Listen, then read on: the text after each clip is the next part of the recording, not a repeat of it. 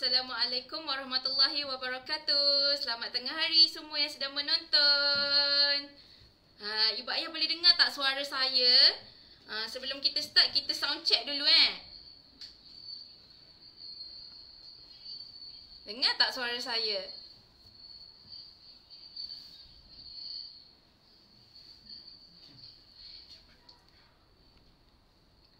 Okey. Perjalanan masa cakap boleh. Sebelum saya masuk lagi dalam skrin kamera ni, dah ada dah ibu ayah yang bagi salam dekat live kita. Antaranya kita ada dekat sini, kita ada Puan Junainah Mansur, kita ada Mak Uda, kita ada Puan Nurul Atika, kita ada Cik Inani, kita ada Puan Razida, kita ada Cik Na. Semua ni sebenarnya nama-nama yang familiar sangat daripada awal sampai akhir live. Terima kasih ibu ayah yang setia tengok live bersama kami. Jadi macam biasa, hari ni dalam segmen 30 minit bersama terapis, kita akan join masuk dalam siri kita. Untuk pengetahuan ibu ayah, ni adalah siri kita yang ketiga. Sebelum ni kita dah ada siri pertama kita, 5 aktiviti bersama anak. Lepas dah buat 6 siri 5 aktiviti bersama anak, kita pindah pula kepada siri kedua, iaitu siri anakku sayang. Yang kedua, anakku sayang. Dan sekarang ni live yang kedua untuk siri yang ketiga, iaitu siri ibu ayah hebat, iaitu sensory. Okay. Untuk pengetahuan ibu ayah, kalau ibu ayah biasa bawa anak pergi terapi, kebiasaannya kita akan kita kata familiar dengan perkataan sensory. Sebenarnya sensory tu apa kan sebenarnya? Okey, jadi kita akan tengok melalui presentation ataupun live kita hari ni. Yang pertama, apa itu sensory?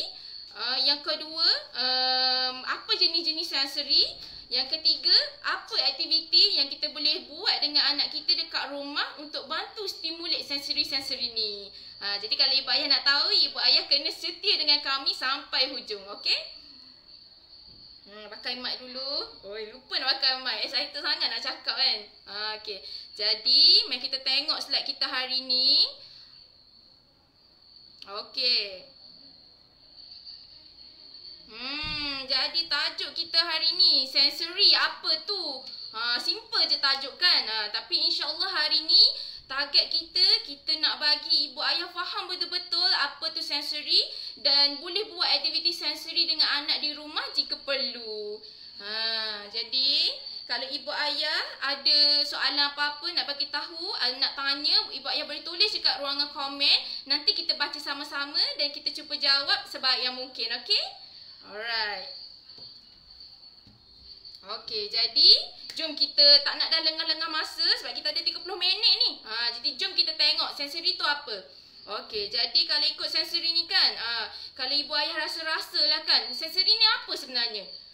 Biasanya macam bila datang pusat terapi kan, mesti terapis akan sentuh juga pasal sensory. Contohnya, anak puan ada masalah mencari sensasi lah puan. Anak puan tak boleh sentuh gam lah puan.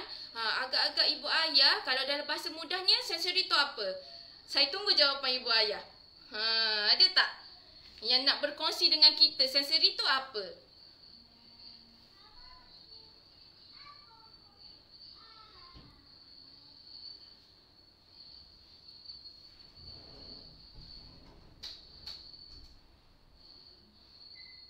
Okey. Kita tunggu, saya tunggu lagi 10 saat ya.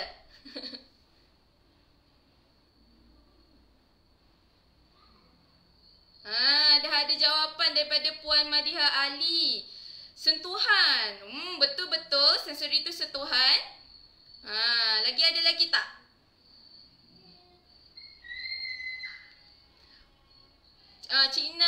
Cina reply cakap tindak balas.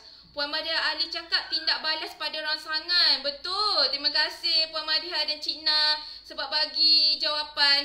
Okey, sebenarnya betul apa yang Puan Madiha Ali dengan Cik Na cakap. Sebenarnya sensory ni sentuhan. Salah satu daripada sensory adalah sentuhan. Tapi sebenarnya dalam sensori ni dia ada banyak lagi selain daripada sentuhan. Okey, mari kita tengok satu-satu ya. Okey. Alright. Okey, jadi sensori tu apa? Okey, sebenarnya sensori ni adalah apa sahaja yang kita rasa ataupun kita feel melalui badan kita. Contohnya apa? Contohnya macam orang sentuh, macam Puan Madiha Ali cakap, orang sentuh. Itu adalah satu sensori. Lagi bila kita sentuh benda yang melekit, bila kita tengok sesuatu, tu sensori. Bila kita dengar sesuatu, tu sensori. Bila kita rasa sesuatu, tu sensori. Jadi semua benda yang kita rasa melalui badan kita adalah sensori. Okey. Senang je rupanya maksud sensori ni kan. Okey, mari kita tengok seterusnya. Okey, kalau ikut ni adalah sensori piramid pembelajaran ataupun piramid perkembangan anak. Okey, jadi apa kaitan sensori dengan perkembangan anak sebenarnya kan? Okey, kalau ibu ayah tengok dekat piramid ni, okey, boleh nampak mouse saya? Okey, kalau ibu ayah tengok kan dekat top ataupun dekat paling atas piramid tu, dia ada academic learning. Kita kata macam kemahiran untuk belajar. Okey, jadi kebiasaannya anak-anak kita akan nampak, kalau kita nampak sesuatu kan pada kemahiran belajar, masa ni kan ibu ayah akan datang bawa anak masuk pergi pusat terapi, betul tak? Jadi sebenarnya ada kaitan antara pelajaran anak ataupun tahap anak belajar dengan kemahiran sensori. Okey, kita tengok Okey, yang pertama kalau ibu ayah nampak academic learning tu, dia pada tahap cognition. Cognition ni fungsi minda. Fungsi minda aras tinggi tau ibu ayah. Susah sebenarnya belajar ni. Okey, jadi bila kita cakap pasal academic learning, contoh kalau anak ada masalah belajar, mungkin anak sebenarnya ada juga masalah perception motor. Kalau ibu ayah nampak kan, ada attention center function, ada visual spatial perception. Okey, ini adalah faktor-faktor yang dia menyumbang kepada kebolehan anak belajar. Kalau anak tak ada tumpuan, confirm lah anak akan suka belajar kan. Sebab belajar kita kena duduk, kita kena dengar betul-betul apa yang teacher cakap. Okey, jadi akademik dia berkait dengan tumpuan, berkait dengan kemahiran anak untuk tengok. Okey, kita tengok pula. Okey, bila tumpuan dengan kemahiran anak untuk tengok, dia berkait dengan apa pula kat bawah? Dia berkait dengan sensori motor. Kalau ibu ayah tengok kan, dekat bahagian sensori motor, kita ada contohnya postural security. Macam mana kita kawal badan kita bila duduk, bila jalan. Lepas tu macam mana kita ada motor planning. Bila kita nak tulis, boleh tak kita rancang pergerakan motor tu betul-betul? Jadi attention boleh dipengaruhi oleh skill sensori motor. Okay, jadi sensori motor ni dia dipengaruhi pula oleh sensori yang paling bawah. Kalau ibu ayah nampak kat paling bawah tu kan, kita ada contohnya olfactory, visual, auditory, proprioception. Contoh kan, kalau anak ada masalah motor planning, kawalan motor, mungkin sebenarnya anak ada masalah proprioceptive. Proprioceptive tu apa teacher? Nanti kita tengok ya. Jadi daripada piramid ni sebenarnya dia conclusion dia satu je. Sensori ni sebenarnya adalah asas kepada perkembangan anak. Jadi kalaulah kita nak anak kita, kita kata mempunyai perkembangan yang optimum, kita kena mantapkan dulu bahagian bawah piramid tu.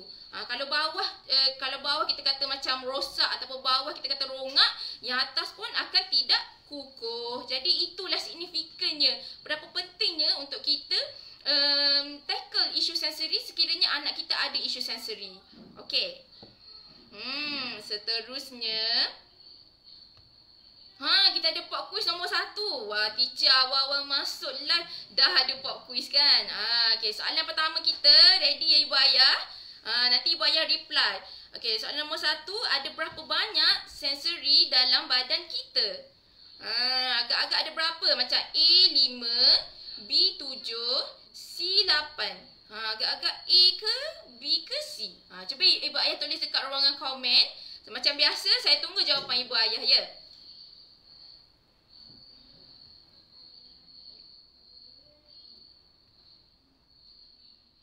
Ada tak ibu ayah yang nak jawab ni? A ke B ke C? Agak-agak ada berapa Ada mata. Tadi teacher Mar sebut ada mata. Ada dengar telinga. Ada rasa. Dah ada dah jawapan. Cik Ina jawab 7. Lagi ada tak jawapan lain?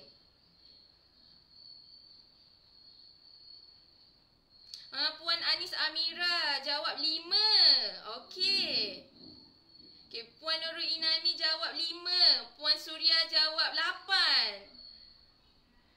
Ya ke 8 ni? Banyak betul sensori kat badan kita kan. Puan Junainah cakap 8.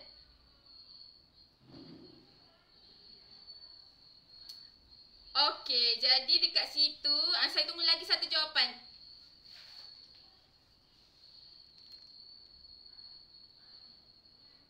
Ada tak lagi satu jawapan? Okey, saya kandang ya. 5, 4, 3, 2, 1. Okey, jom kita tengok jawapan dia. Okey, ada yang jawab 7. Cik Na jawab 7. Mari kita tengok dulu 7. Betul ke tak jawapan 7? Warna merah lah. Maknanya jawapan dia bukan 7. Sebenarnya jawapan 7 ni hampir tepat. Tapi ada lagi jawapan lagi tepat. Okey, mari kita tengok pula. Puan Anis Amira cakap 5. Betul tak ada 5? Okey. Bukan 5 juga. Okey, jadi jawapan sebenar dia adalah 8. Sebenarnya badan kita ada 8. Tapi teacher, tadi dekat piramid, mari kita tunjuk piramid ya. Dekat piramid tadi teacher ada 7 lah teacher. 1, 2, 3, 4, 5, 6, 7. Ada olfactory, ada visual, auditory, gustatory, tactile, vestibular, proprioception. Ada 7 dah teacher. Kenapa jawapan dia 8? Mari kita tengok jawapan dia. Kenapa 8? Okey, ini adalah 8 jenis sensori dalam badan kita. Yang pertama kita ada tactile, kita ada olfactory, kita ada gustatory, kita ada auditory, kita ada visual, proprioceptive, vestibular, dan yang ke-8 yang benda ni sebenarnya jarang sangat orang tahu dan benda ni pun dalam terapi pun kita tak tekankan sangat, iaitu interoception. Interoception ni sebenarnya ibu ayah, saya terangkan secara ringkas tentang interoception. Interoception ni adalah apa yang kita rasa dalam badan kita. Kalau macam sentuhan kita rasa dekat kulit kan. Kalau visual kita nampak dekat mata kita kan. Tapi interoception ni apa yang kita rasa dalam badan kita. Contohnya kan, anak rasa lapar. Bila anak rasa lapar tu adalah dia interoception. Anak rasa dahaga tu adalah dia interoception. Anak rasa sakit perut lah, perut memulas, rasa macam usus macam memulas-mulas macam tu. Tu pun interoception. Tapi dalam live kita hari ni kita tak fokus pada interoception. Kita fokus kepada 7 sensori yang kita banyak tackle semasa tempoh terapi. Okey, mari kita tengok satu-satu ya. Apa 7 sensori ni? Okey, jadi macam biasa, asyik-asyik macam biasa aja teacher ya. Kita ada 4 pilihan. Kita ada warna hijau, kita ada warna kuning, kita ada warna merah, kita ada warna purple. Jadi cuba ibu ayah pilih, ibu ayah nak warna apa dulu untuk kita discuss dulu dekat segmen yang pertama ni. Kuning ke, merah ke, purple ke, hijau? Okey, 3 jawapan pertama kita ambil ya. Agak-agak nak warna apa ni? Cik Na pilih hijau. Okey, hijau dah ada tim hijau. Lagi ada tim apa lagi ni? Puan Junaina pilih kuning. Kita ada seorang tim kuning.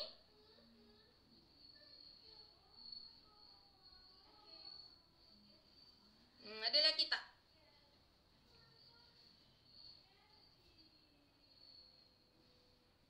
Okey, 5, 4, 3, 2, 1. Okey, jadi Puan Nurul Atika pilih purple. Jadi jawapan yang lain lah 3 ni.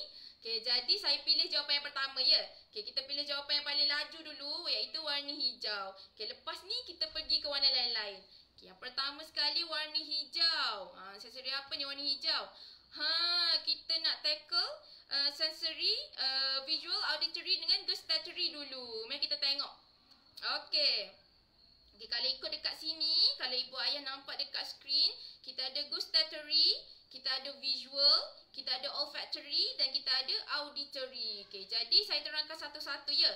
Okey, gustatory ni adalah deria rasa. Okey, deria rasa ni dia ada dalam mulut kita, dalam bahagian oral motor. Mulut. Jadi deria rasa biasanya dia ada pada lidah. Kita ada deria rasa manis, kita boleh rasa masam, kita boleh rasa masin, kita boleh rasa pahit.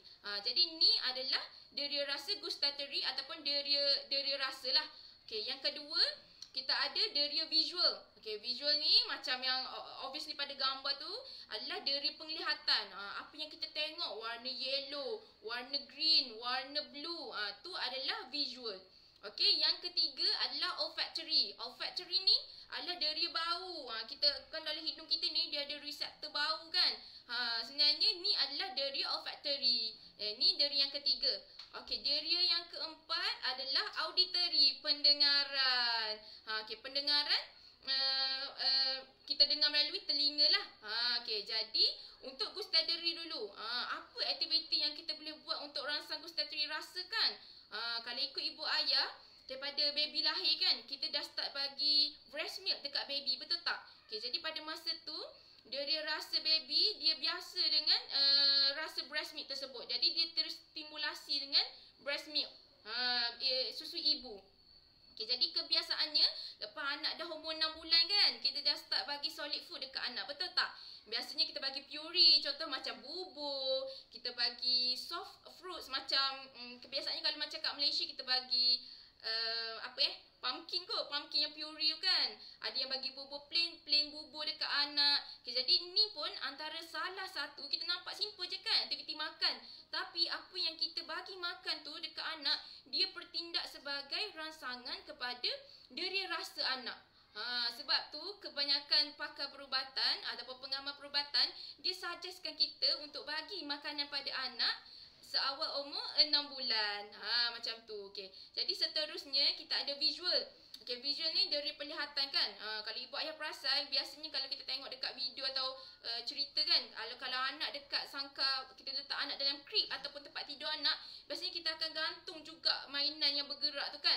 Mainan bergerak tu antara salah satu contoh kita nak stimulasi dari penglihatan anak. Selain daripada tu, kita buat aktiviti, contoh aktiviti watercolor guna warna terang-terang. Tu pun boleh bantu untuk stimulate deria penglihatan anak.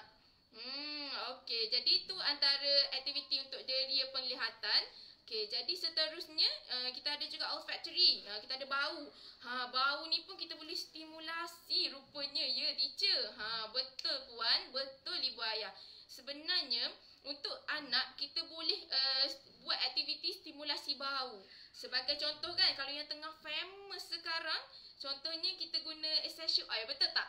Kita ada essential oil apa contohnya cinnamon, kita ada rose, kita ada lavender. Jadi ni semua adalah stimulasi bau untuk anak. Sebab tu kadang-kadang kalau kita guna contoh, kita perasan kan, kalau kita guna lavender, anak saya jadi makin tenang lah teacher.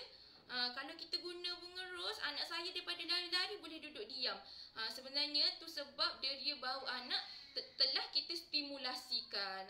Jadi kalau ikut banyak lagi aktiviti lain yang untuk olfactory. Contohnya kan, kalau kita bawa anak pergi taman kan, lepas tu ada bunga ros contohnya. Lepas tu kita pun bawa anak kita pergi bau bunga ros tu.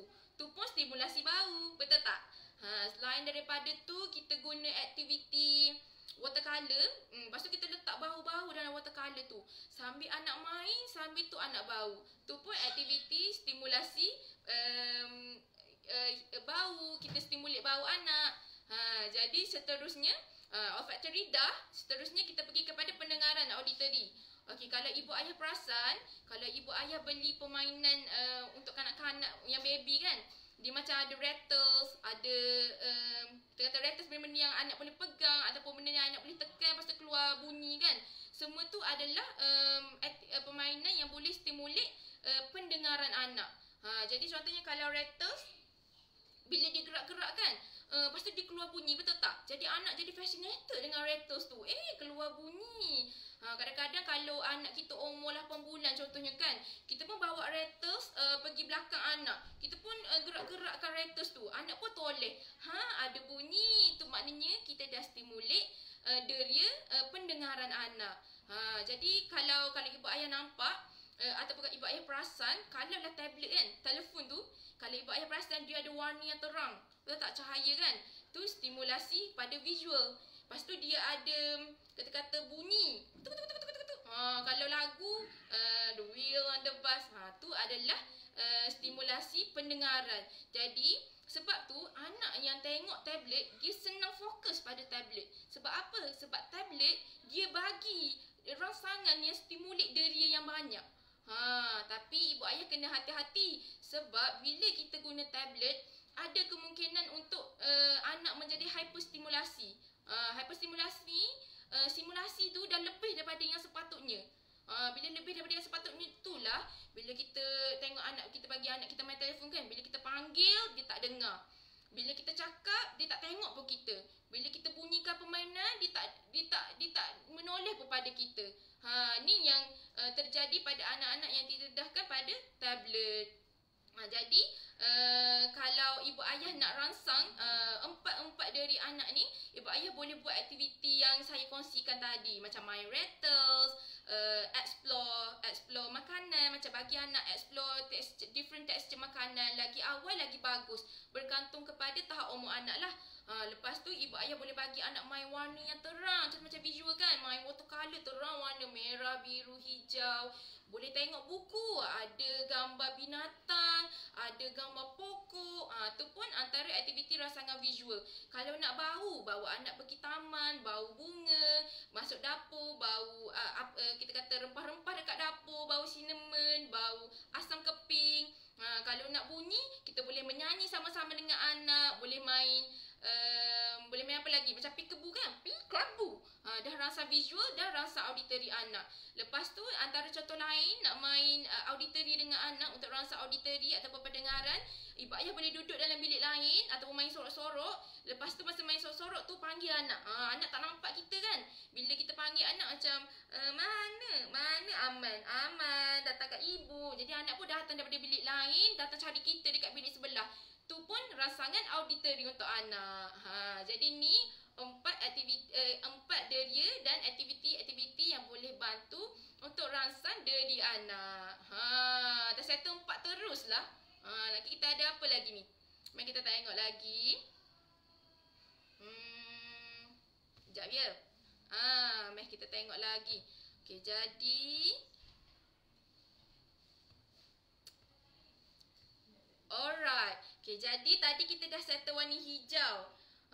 Sebelum kita beralih ke warna seterusnya, cuba ibu ayah tulis ibu ayah nak warna apa lagi. Kita ada warna yellow, kita ada warna red, kita ada warna purple. Sementara ibu ayah tulis nak warna apa, saya bacakan dulu komen ibu ayah ya. Kalau Puan Nur Azila Mama Ali cakap menarik topik hari ni. Terima kasih, memang betul topik saya hari ni menarik sangat. Sebab dia adalah asas kepada perkembangan anak. Jadi banyak benda kita boleh buat dengan anak untuk habiskan masa dengan anak dekat rumah. Puan Syirah Hassan, tak pernah buat untuk bau, tapi perasan anak tak suka bau durian. Bau durian kan kuat, jadi boleh jadi kalau anak kita tak suka bau durian, dia tak suka dengan bau yang tersangat kuat tu. Dia rasa sensitif, hidung dia sensitif, tak boleh nak bau benda-benda yang kuat macam bau durian. Puan Junaina Masuk cakap betul, dapat tablet suka sangat, panggil pun tak layan dah. Betul. Kalau dapat tablet ni yang tu yang kita risaukan kan, dia jadi extra fokus sampai dia ignore sekeliling dia. Betul Puan. Kalau Puan Junaina Masuk, terbaik cikgu bagi tips. Alhamdulillah, semoga bermanfaat, semoga Puan boleh buat kat rumah. Puan Syirah Hassan, Puan Syirah Hassan cakap nak purple. Okay, jadi sebab saya nampak yang Puan Syirah Hassan je, mari kita tengok purple, okey? Purple. Purple adalah proprioception. Okey, mari kita tengok apa proprioception ni. Okey. Apa itu deria proprioceptif? Deria penglihatan ke deria kesedaran badan?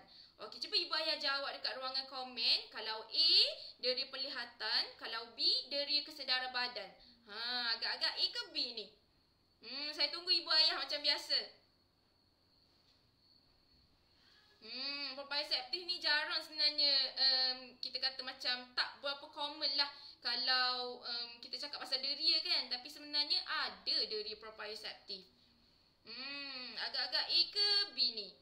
A deria penglihatan, B deria kesedaran badan. Puan Nur Syahah cakap B kot. Puan Nurul Atika cakap B. Puan Junaina cakap B. Oh, ramainya parents pilih B. Kita tutup dalam 5 saat. 5, 4, 3, 2, 1. Okey, sebab ramai pilih B, jom kita tengok B ya. Betul ke tak B ni?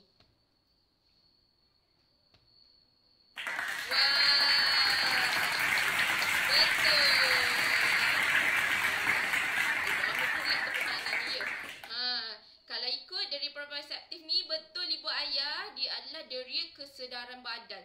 Sebenarnya deria kesedaran badan ni apa teacher? Okey, deria kesedaran badan. Kejap, cuba kalau ibu ayah tutup mata sekarang. Tutup mata. Okey, lepas tu ibu ayah angkat tangan kanan. Cuba ibu ayah angkat tinggi-tinggi. Boleh bayar try tak? Okey, ibu ayah tutup mata, angkat tangan tinggi kan? Okey, bila ibu ayah buka mata, tangan tu dah ada dekat tempat tinggi, betul tak? Itulah deria kesedaran badan. Kita tahu ke mana badan kita bergerak. Kita tahu apa yang sendi-sendi kita rasa. Kita tahu sendi kita sedang bergerak ke atas, sedang bergerak ke tepi tanpa kita tengok pun. Tu proprioceptif, deria kesedaran badan. Jadi kalau ikut deria proprioceptif ni, dia penting untuk anak. Sebab apa? Sebab yang pertama, dia bantu anak untuk lebih fokus. Anak yang ada deria proprioceptif yang bagus, dia boleh lebih fokus ketika aktiviti berbanding dengan anak yang tidak mempunyai deria proprioceptif yang optimum. Okay, ini yang pertama. Yang kedua, anak yang ada deria proprioceptif yang bagus, dia lagi fokus. Dia tak mudah distracted dengan sekeliling. Yang ni yang kedua. Okay, yang ketiga, anak bila ada deria proprioceptif yang bagus, dia lagi bertenang dan kurang aktif berbanding anak yang kurang deria kesedaran badan ni. Jadi mari kita tengok macam mana kita nak bantu anak kita ada deria proprioceptif yang optimum. Jom kita tengok. Ni adalah 4 contoh aktiviti yang boleh bantu anak untuk tingkatkan kesedaran badan. Okey, yang pertama, wheelbarrow. Cantik betul gambar wheelbarrow tu. Okey, kalau ikut ibu ayah, wheelbarrow tu adalah, kalau ibu ayah nampak kan, dalam wheelbarrow tu dia ada barang kat dalam, betul tak? Okey, bila ada barang kat dalam, tu melibatkan kita kata angkat barang berat. Bila angkat barang berat, itu adalah salah satu cara untuk kita stimulate proprioceptif. Okey, yang kedua, dia ada wheelbarrow yang kedua tahu ibu ayah. Wheelbarrow yang pertama macam yang dalam gambar tu. Kelakar pula saya tengok gambar tu ya. Okey, wheelbarrow yang kedua adalah anak jalan guna tangan sahaja. Guna tangan, kita pegang kaki anak kan. Lepas tu anak jalan guna tangan atas lantai. Yang tu pun antara aktiviti proprioceptif. Jadi kalau biasanya kan student yang tentang terapi kan, aktifnya masuk-masuk dah lari sana sini. Panjat sana, panjat atas, panjat bawah. Jadi kita akan buat juga aktiviti proprioceptif macam wheelbarrow ni, supaya boleh bantu anak untuk lebih sedar dengan badan dia. Okey. Lepas tu seterusnya kita ada aktiviti merangkak. Inilah kepentingan aktiviti merangkak untuk baby, masa baby kecil-kecil dulu. Sebab apa? Sebab bila merangkak, sendi-sendi tangan baby tu kan, dia semua bersentuhan antara satu sama lain. Baby kena tampung berat badan dia guna tangan dengan kaki dia. Lepas tu bila nak bergerak, baby kena gerakkan tangan satu-satu dulu kan. Gerak tangan, lepas tu gerak kaki. Gerak tangan kiri pula, lepas tu gerak kaki kanan. Tu pun bantu anak untuk lebih sedar dengan badan sendiri. Okay, itu aktiviti kedua. Aktiviti ketiga, tarik objek berat. Kalau ibu ayah nampak kan dekat dalam gambar tu, anak tu dia tengah tarik puli kan. Macam kalau kita dulu-dulu kita tarik timba daripada perigi kan. Ni antara aktiviti yang best juga buat dengan anak. Tapi teacher sama sekarang ni mana ada perigi kan. Tapi tak apa, tak ada perigi, tak perlu pun cari perigi. Kita guna apa yang ada dekat sekeliling kita je. Contohnya, beg laptop. Kita letak laptop berat kat dalam kan. Jadi kita suruh, abang tarik beg laptop tu datang kat mama. Abang pun tarik. Bila uah tu maksudnya dia tengah gunakan dari proprioceptif dia untuk tarik beg tu. Tu antara contoh aktiviti tarik objek berat. Okey, yang keempat, bergayut pada monkey bar. Okey, bila bergayut pada monkey bar, anak kan dia kena tampung badan dia bergayut tu guna tangan kan. Tu pun akan stimulate deria proprioceptif. Selain daripada tu ibu ayah, kebiasaannya aktiviti-aktiviti proprioceptif ni dia boleh bantu juga untuk kuatkan bahagian badan anak. Contoh kan kalau wheelbarrow walk yang jalan guna tangan tu, dia kuatkan otot bahu dengan otot belakang anak. Kalau aktiviti merangkak lagi bagus, dia kuatkan leher dia kuatkan bahagian belakang anak, dia kuatkan tangan, dia kuatkan kaki. Jadi anak yang biasa merangkak ni biasanya dia macam ada kekuatan badan yang okey. Macam tu. Jadi seterusnya yang ni lah antara 4 aktiviti untuk proprioceptif. Okey, seterusnya. Okey, tadi kita dah selesai warna hijau dengan warna purple. Sekarang antara dua je. Kuning ke merah? Bayar nak kuning ke merah? Puan Jelena Musa cakap faham. Agak-agak kuning ke merah ni. Yang kedua last dah kita ni. Puan Jelena cakap nak kuning. Okey, 5, 4, 3, 2, 1. Okey, jom kita tengok kuning ni dari apa ya. Oh, sorry. Tekan merah pula. Okey, kuning. Okey, kuning. Tactile. Tak misteri dah warna merah. Okey, mari kita tengok tactile kan. Agak-agak ibu ayah rasa tactile tu apa? Deria sentuhan ke deria pendengaran? A untuk deria sentuhan, B untuk deria pendengaran. Agak-agak A ke B ni?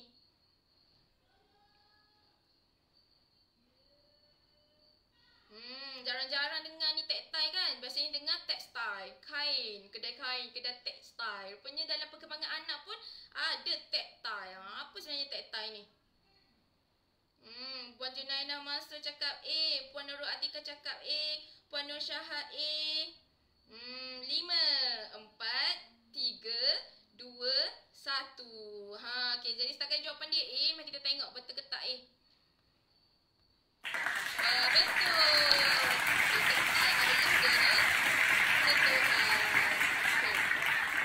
Jadi bila kita cakap pasal diri sentuhan, kalau ibu ayah perasan, sentuhan ni of course lah pada kulit kita.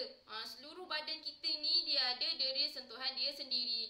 Sebab tu kalau kita undur jalan ke belakang, pasti kita terlanggar bucu meja kan. Kita rasa walaupun kita tak nampak pun yang kita langgar bucu meja. Sebab apa? Sebab ada deri sentuhan.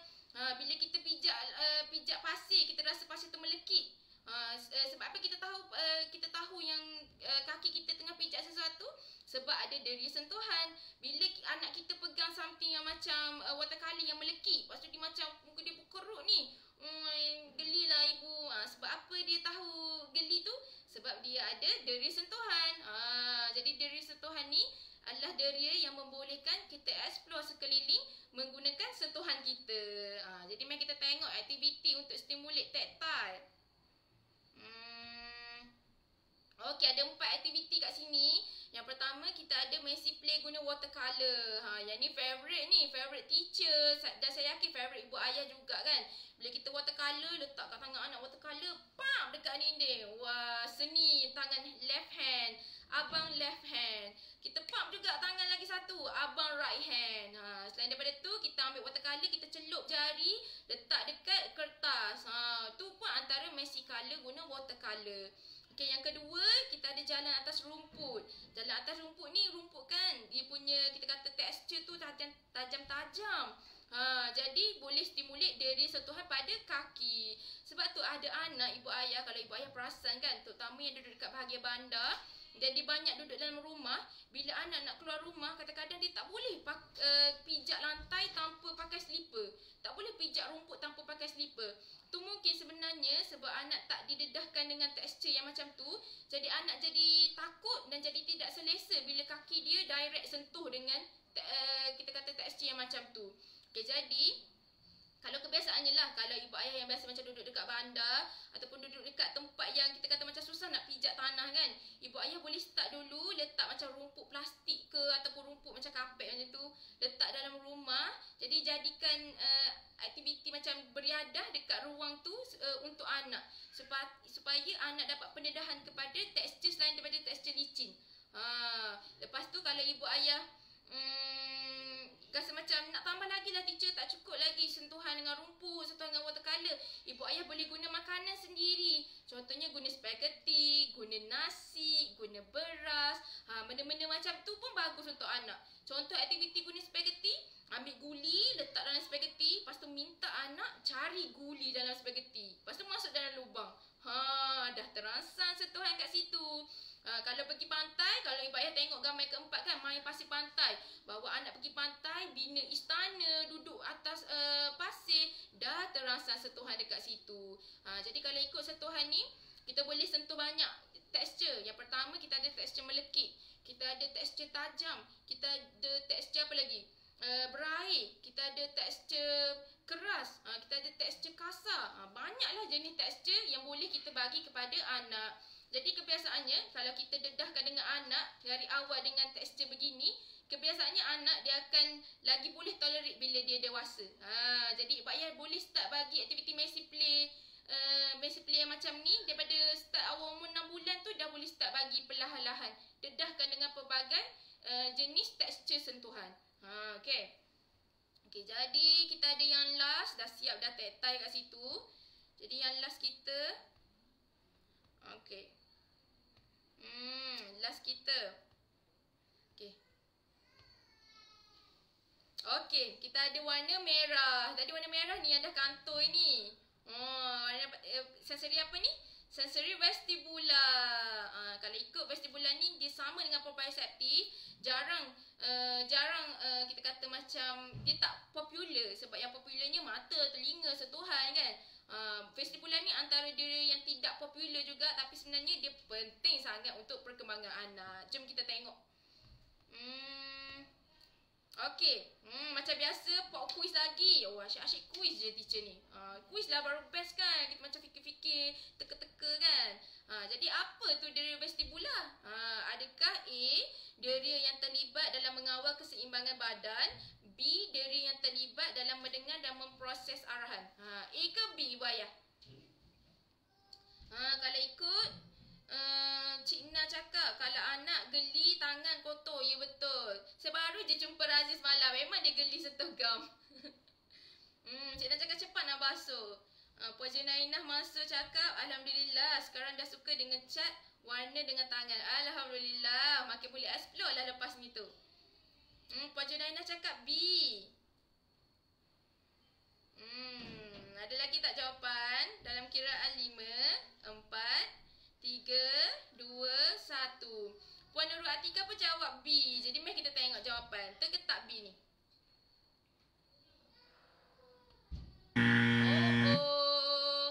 Sebenarnya deria vestibular ni adalah deria yang terlibat dalam mengawal keseimbangan badan. Sebenarnya vestibular ni dia berkaitan dengan keseimbangan badan. Kalau yang jawapan B tu, deria yang terlibat dalam mendengar dan memproses arahan, dia lebih kepada deria pendengaran, auditory. Kalau vestibular ni, dia kepada keseimbangan badan kita. Terima kasih ibu ayah jawab, spotting semua. Mari kita tengok aktiviti vestibular. Kejap ya. Ni adalah 4 contoh aktiviti vestibular. Dan saya yakin sebenarnya ibu ayah banyak buat aktiviti ni masa kecil-kecil dulu. Dekat kampung-kampung kan, dekat rumah kita dulu kita banyak buat. Yang pertama, berjalan atas titi. Berjalan atas titi ni, kita kena kawal badan kita kan supaya tak jatuh. Kalau kita dulu zaman kecil-kecil, mesti kita ada jalan atas benteng longkang. Betul tak? Jalan atas benteng longkang supaya tak jatuh dalam longkang. Saya dulu suka buat macam tu. Tapi adalah sekali jatuh juga. Tu antara aktiviti pertama, berjalan atas titi. Okay, aktiviti kedua adalah naik buaian. Okay, bila kita naik buaian, kan kita ke depan, ke belakang. Tu pun antara deria vestibular kita. Kalau anak yang takut dengan, yang kita kata macam sensitif dengan vestibular kan, dia tak suka dengan vestibular, kadang-kadang bila kita letak di atas buai, dia menangis, dia takut.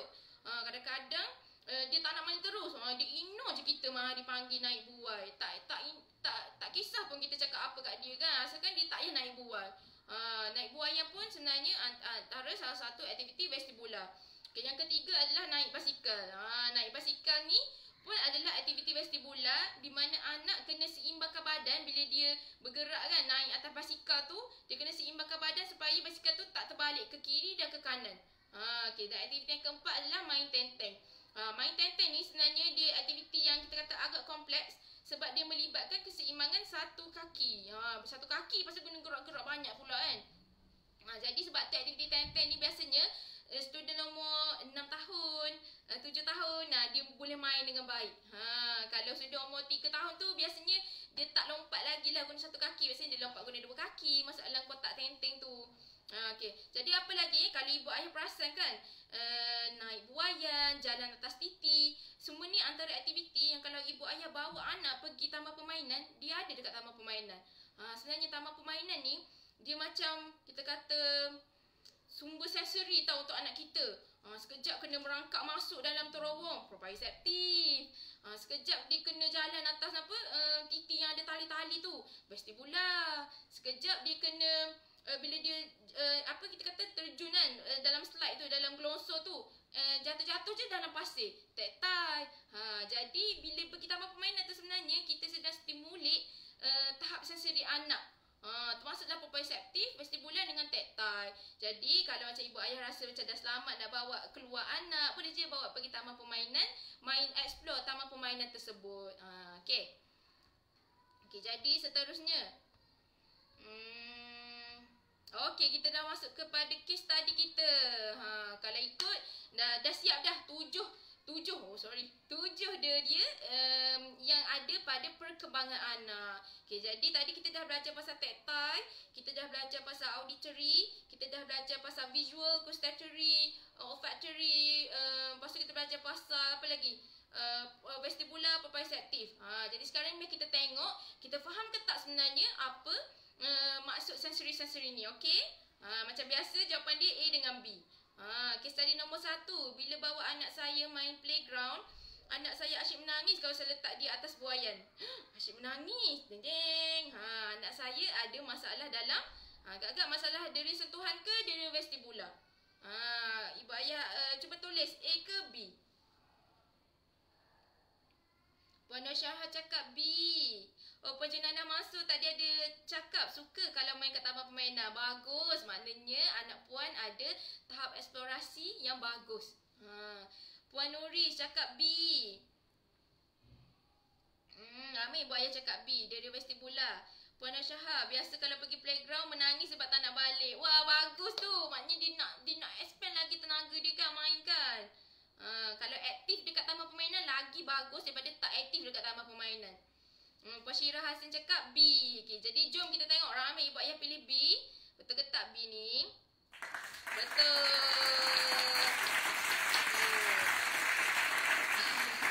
Jadi saya cakap tadi dari vestibular berkait dengan dari keseimbangan, contohnya macam main atas buai. Jadi anak ni dia ada masalah dengan vestibular dia sensitif, tak boleh tahan dengan benda-benda yang berkaitan dengan keseimbangan. Bagi dia benda tu sakit, bagi dia benda tu tak selesa.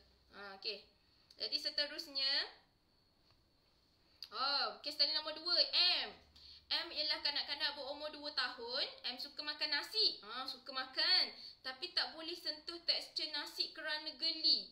M mempunyai isu dalam A dari tactile, B dari gustatory. Ibu ayah rasa tactile ke gustatory ni? Boleh makan tapi tak boleh sentuh. Agak-agak A ke B?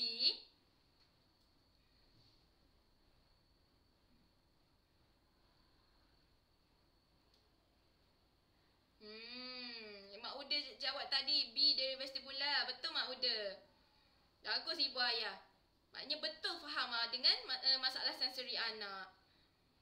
Agak-agak A ke B ni? Dari tactile ke dari gustatory?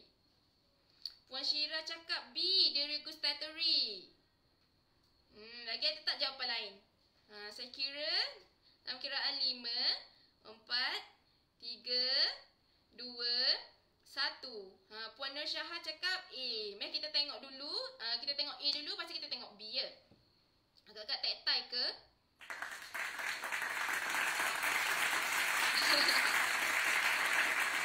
Okey. Alamak, saya rasa something wrong lah dengan jawapan ni. Sebenarnya dari tactile tu geli, dia geli nak sentuh. Okey. Tapi kalau dari gustatory, kalau perasaan anak dari gustatory dia boleh makan. Maknanya dari gustatory dia bagus. Tapi kalau tactile dia tak boleh nak sentuh. Jadi betul jawapan B. Betul jawapan A, Puan Syahah. Gustatory ni macam bila dia sensitif kan, dia memilih makanan, tekstur makanan. Contohnya kita perasan makan rangup je. Tak makan benda-benda yang macam cair, tak makan benda-benda yang melekit. Tu masalah gustatory. Tapi kalau masalah tactile, dia tak boleh nak sentuh benda yang melekit ataupun dia tak boleh nak sentuh benda yang berbulu. Tu masalah tactile. Betul lah jawapannya kan?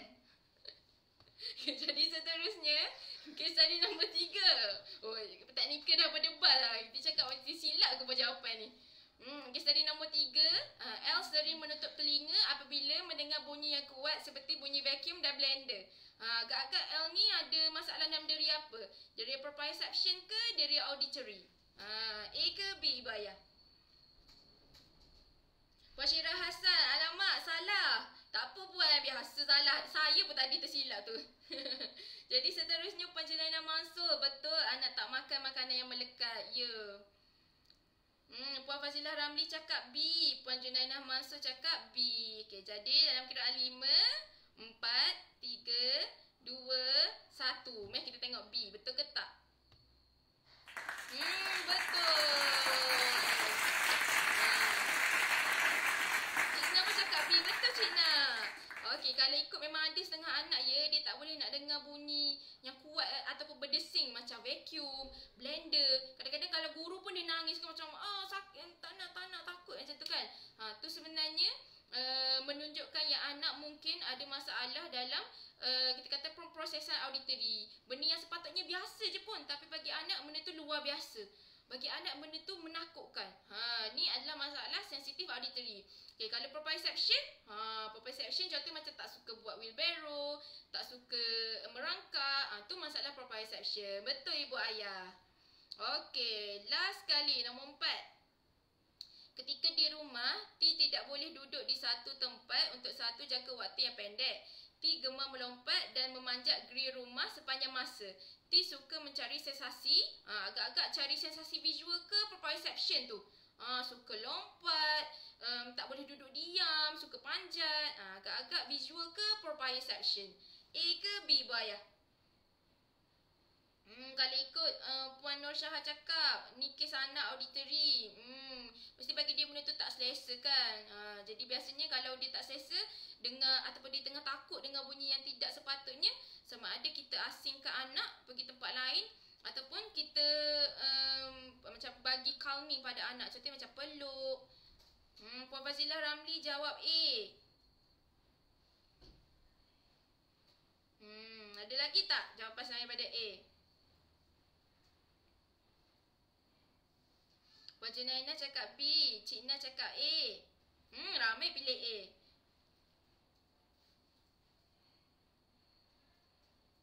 Puan Nasha cakap B. Okey, jadi kita tutup ya. Mari kita tengok. Kita tengok dulu A. Betul ke tak A jawapan dia? Okey, jawapan dia yang sebenarnya adalah proprioception.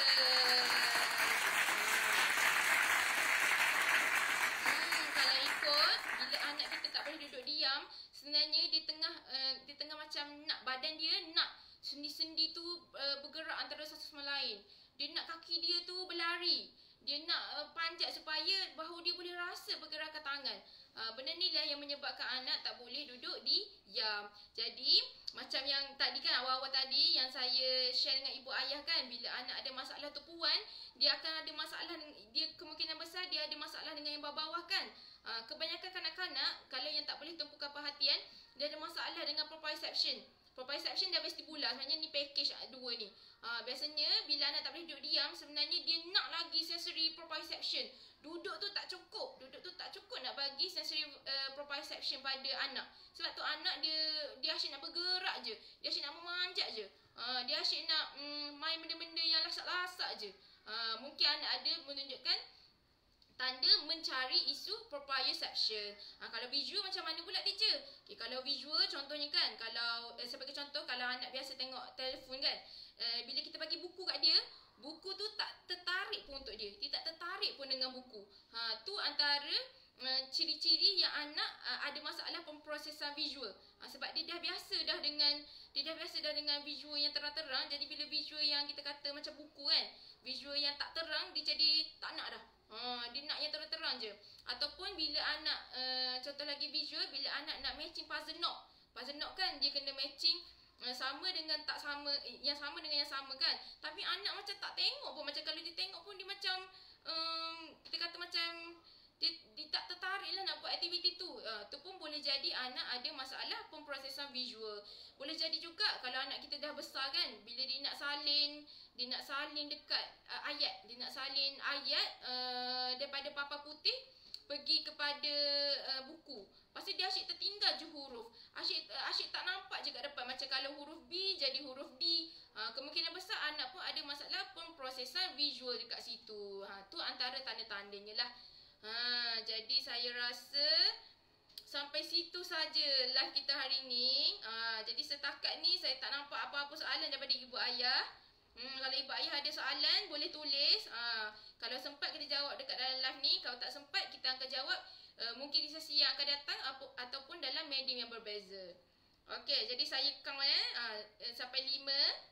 1 2 3 4 5. Tak ada soalan. Jadi terima kasih ibu ayah sebab setia sampai ke akhir menonton live kita hari ni. Saya harap ibu ayah dapat manfaat. Paling-paling kurang dapat idea macam mana kita nak buat aktiviti dekat rumah untuk stimulate diri anak kita kan. Sebab bila kita stimulate diri, biasanya anak akan jadi lebih happy, lebih beri kerjasama pada kita. Jadi selamat mencuba ke semua aktiviti. Maaf salah silap saya. Dan semoga ibu ayah stay tune untuk next live kita. Kalau hari ni kita kata live yang kedua untuk siri yang ketiga kan. Next, kalau hari ni sensory, next nanti apa pula skill yang terapis nak cakap ya. Kita tunggu poster pada masa akan datang. Jadi sekian sahaja untuk hari ni. Semoga bermanfaat. Sebelum tu Cik Na ada tanya kalau anak ada masalah bunyi tu macam mana. Baru je nak end. Mari kita jawab dulu soalan ni kan. Soalan ni menarik ni. Kalau anak ada masalah bunyi tu macam mana? Yang pertama kita kena tengok bunyi apa yang anak takut. Bunyi guruh ke? Bunyi yang kuat macam tu ke? Ataupun bunyi berdesing macam vacuum, macam blender. Okey, bila kita dah dapat detect anak takut kepada bunyi apa, kalau dari sudut terapi kita boleh buat peraba approach. Okey, tapi approach yang kebiasaannya kita buat adalah kita dedahkan anak kepada bunyi tu secara berkadar ataupun secara sistematik. Contohnya kalau anak takut bunyi vacuum kan, kita letakkan anak dekat dalam satu bilik. Lepas tu kita, contoh macam bilik tu dekat dengan dapur. Lepas tu kita buka bunyi vacuum. Boleh. Jadi bunyi vacuum yang sampai kepada anak dalam bilik tu, dia tak sekuat bunyi vacuum dekat luar. Jadi anak tak takut dah kat situ kan yang pertama. Okey, bila anak dah okey dengan bunyi vacuum dalam bilik, kita boleh pula macam bawa anak, dekatkan anak dengan sumber vacuum tu perlahan-lahan sambil kita distract anak main benda lain. Contohnya vacuum dekat dapur, kita dekat depan, dekat ruang tamu, kita pun main permainan yang anak suka sambil pasang vacuum perlahan-perlahan. Kita distract anak macam jangan fokus dekat bunyi tu, fokus kepada permainan yang anak suka. Tapi clue dia kena guna permainan yang anak suka lah. Kalau permainan tu anak tak suka, boleh jadi anak dia macam tak cukup untuk distract perhatian dia daripada dengar bunyi vacuum tu. Jadi bila anak dah boleh tolerate macam tu, boleh dekatkan perlahan-lahan lagi bunyi vacuum dengan anak.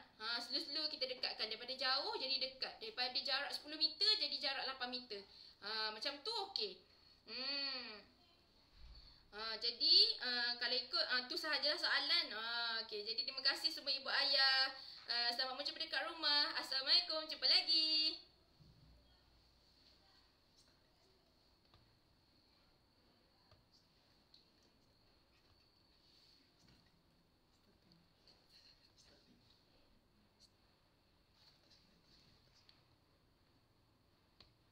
Okey.